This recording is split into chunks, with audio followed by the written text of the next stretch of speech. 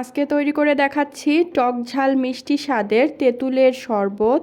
প্রথমেই 1/4 কাপ পাকা তেঁতুল 1 কাপ পানি দিয়ে ভিজিয়ে রাখবো 15 মিনিট। 15 মিনিট পর তেঁতুলটা ভিজে গেলে হাতের সাহায্যে খুব ভালোভাবে চটকে তেঁতুলের মারটা বের করে নিব। তারপরে তেঁতুলের বিচিটাকে ফেলে দিতে হবে। এখন তেঁতুলের পানিটাকে একটা বড় বাটিতে নিয়ে নিলাম। তার মধ্যে দিয়ে দিচ্ছি 1/2 কাপ চিনি, 1/4 চা চামচ শুকনো মরিচের গুঁড়া, আধা চা চামচ বিট লবণ আর 2টা লেবুর পাতা ছিঁড়ে দিয়ে দিব। সেই সাথে দিয়ে দিব 1.5 কাপ পানি।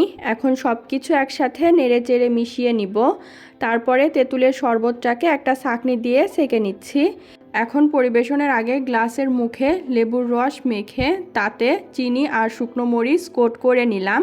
তারপর গ্লাসের মধ্যে বরফ টুকরো আর লেবু স্লাইস দিয়ে ওপর দিয়ে তেঁতুলের শরবতটা ঢেলে দিচ্ছি। তৈরি হয়ে গেল মজাদার স্বাদের তেঁতুলের শরবত।